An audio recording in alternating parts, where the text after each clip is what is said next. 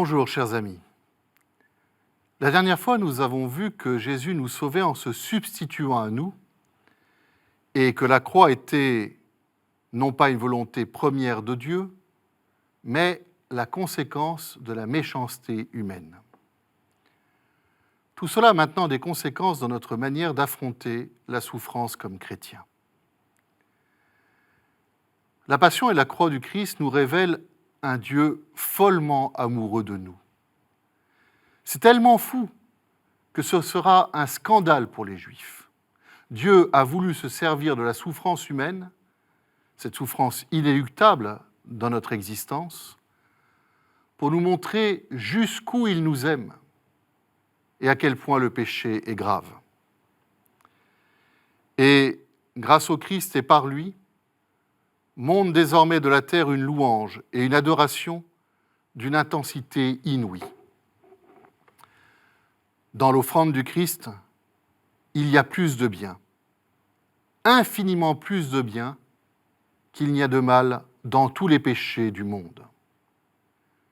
Et cela n'est possible que parce que cet homme est le Fils de Dieu, Dieu lui-même, dans la chair.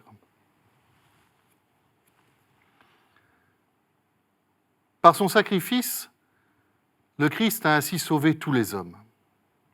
Mais il reste que ce salut doit être accepté par chacun d'entre nous, que chacun doit participer à son sacrifice. Jésus a lui-même indiqué cette participation. « Si quelqu'un veut venir à ma suite, qu'il renonce à lui-même, qu'il prenne sa croix et qu'il me suive. »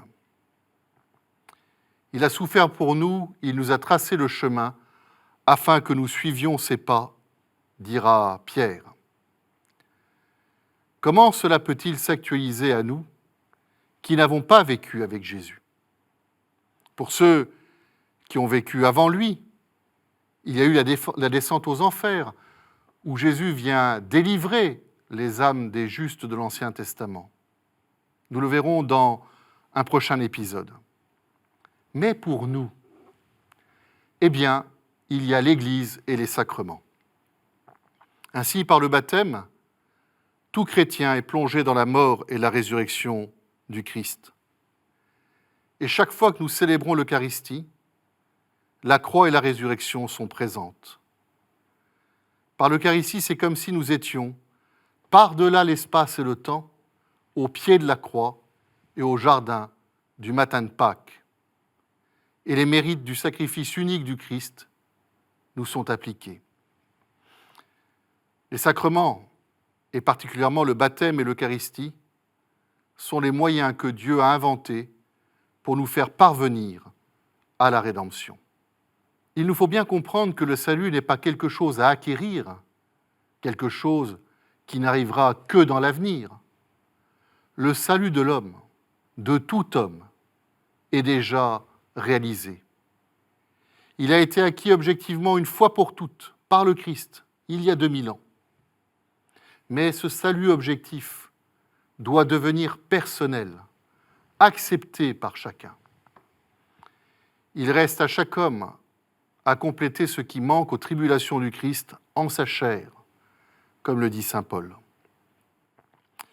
Il ne s'agit donc pas de faire son salut, mais d'entrer dans le salut.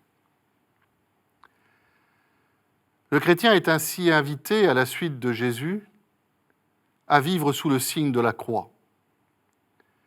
Grâce à la croix, la question la plus obscure dans la vie de l'homme, le sens de la souffrance et de la mort, cette question reçoit une réponse.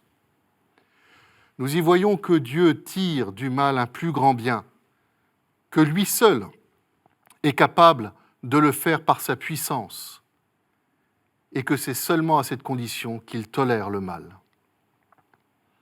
Mais le plus grand bien qu'il a tiré du mal, c'est qu'il en a fait le moyen de notre rachat et de notre sainteté, et ceci avec notre liberté. Il a racheté notre liberté elle-même. Quand nous acceptons librement la souffrance, nous rachetons nos fautes de liberté. Face au scandale du mal, Le chrétien commence donc par regarder longuement l'image du crucifié. Et il laisse cette image convertir peu à peu l'idée qu'il se fait spontanément de Dieu. Dieu n'est pas un absolu de puissance ou un grand magicien. Dieu est amour sauveur. Ce qui a sauvé le monde. Le sacrifice que le Christ a offert à son Père, c'est lui-même, Jésus, et non sa souffrance et sa mort en elle-même.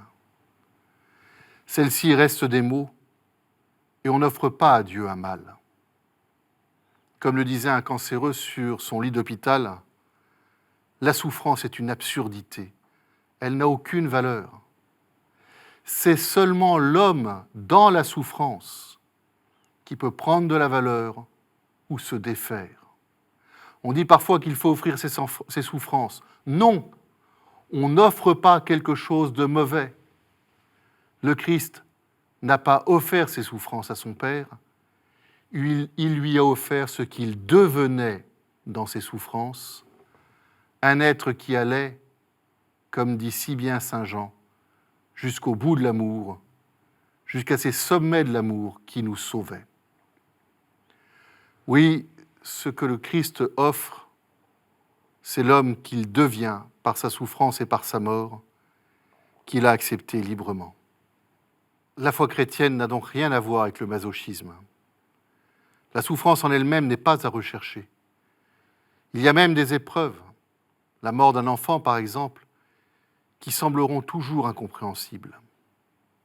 Ce qui plaît à Dieu, ce ne sont évidemment pas les souffrances de l'être humain, mais sa confiance et son amour. Et nous pouvons faire alors nôtre la phrase de Paul Claudel, « Dieu n'est pas venu supprimer la souffrance, il n'est pas venu l'expliquer, mais il est venu la remplir de sa présence. » La prochaine fois, nous parlerons de la résurrection de Jésus. À très bientôt.